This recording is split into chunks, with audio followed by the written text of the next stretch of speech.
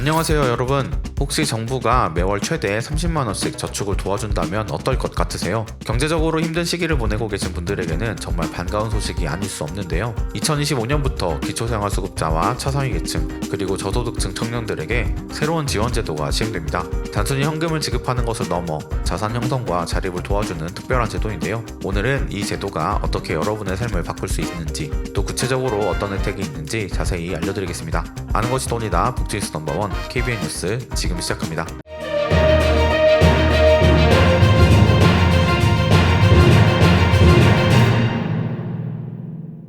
여러분, 2025년부터 새로운 정부지원금 제도가 시작됩니다. 기초생활수급자, 차상위 계층, 그리고 저소득층 청년들을 대상으로 한 이번 지원금 제도는 단순히 현금을 지급하는 데서 그치지 않습니다. 스스로 자산을 형성하고 자립할 수 있도록 돕는 획기적인 제도인데요. 지금부터 하나하나 자세히 알려드릴 테니 끝까지 집중해주세요. 먼저 소개할 제도는 청년 내일 저축계좌입니다. 이 계좌는 경제적 자립을 꿈꾸는 청년들에게 큰 희망이 될 제도인데요. 만 19세부터 34세까지의 대한민국 청년 중 기준 중위소득 50% 초과 100% 이하의 저소득 청년이 가입할 수 있습니다. 핵심은 본인이 매월 일정 금액을 저축하면 정부가 추가로 지원금을 적립해준다는 점입니다. 기초생활수급자나 차상위 계층에 속한 청년이 매달 10만원을 저축한다면 정부가 30만원을 더해줍니다. 이렇게 3년 동안 꾸준히 저축하면 본인의 360만원에 정부가 지원한 1080만원을 더해 총 1440만원의 목돈과 이자를 받을 수 있는 겁니다. 반면 일반 저소득 청년의 경우에는 정부가 10만원씩 매칭해줘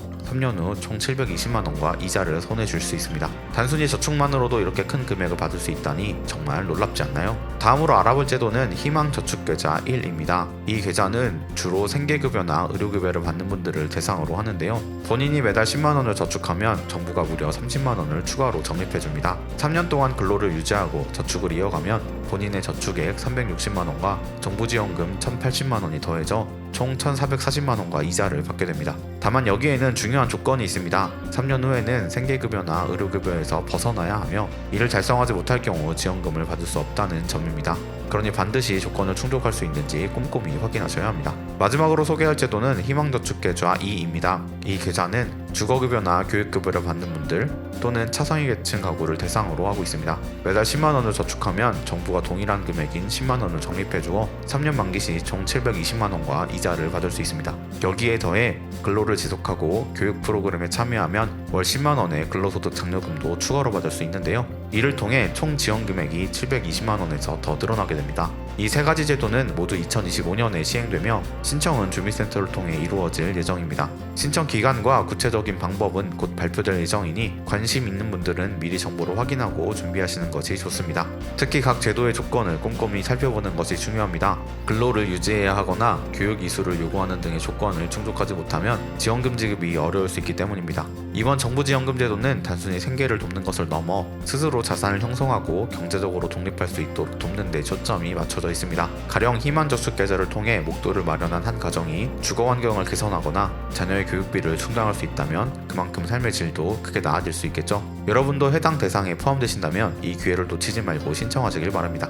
이번에 소개해드린 제도는 경제적 어려움을 겪는 분들이 자산을 형성하고 자립할 수 있도록 돕는 제도입니다. 하지만 이뿐만이 아닙니다. 2025년부터 함께 활용할 수 있는 다양한 지원 제도들도 준비되어 있습니다. 이런 제도들을 잘 활용하면 일상에서 큰 변화를 체감하실 수 있을 텐데요. 지금부터 추가적으로 소개해드리겠습니다. 먼저 자활근로 사업을 살펴보겠습니다. 이 제도는 근로능력이 있는 기초생활수급자와 차상위 계층에게 맞춤형 일자리를 제공하여 자립을 돕는 프로그램입니다. 자활근로 사업을 통해 참여자들은 안정적인 소득을 얻을 수 있을 뿐만 아니라 일 경험을 통해 사회적 역량을 키울 기회도 제공받게 됩니다. 일자리가 단순히 소득만을 위한 것이 아닌 더 큰 사회적 기회를 여는 열쇠가 될 수 있다는 점에서 매우 유익한 제도입니다. 에너지 바우처도 빼놓을 수 없습니다. 저소득층의 냉난방비와 전기요금 부담을 줄이기 위해 제공되는 이번 제도로 여름철에는 냉방비, 겨울철에는 난방비를 지원받을 수 있습니다.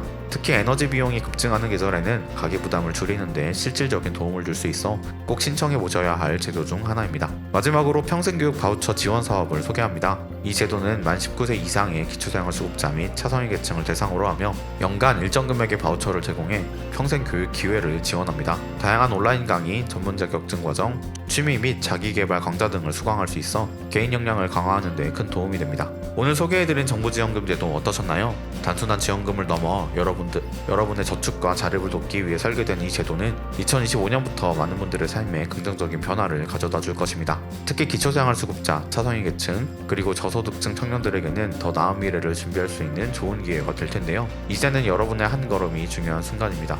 필요한 서류와 조건을 미리 확인하고 지원 대상에 해당하신다면 꼭 신청하셔서 혜택을 누리시길 바랍니다. 오늘 준비한 영상은 여기까지입니다. 영상 유익하셨다면 구독과 좋아요, 알림 설정 부탁드립니다. 아는 것이 돈이다. 지금까지 복지뉴스 넘버원 K뉴스 윤석호 기자였습니다.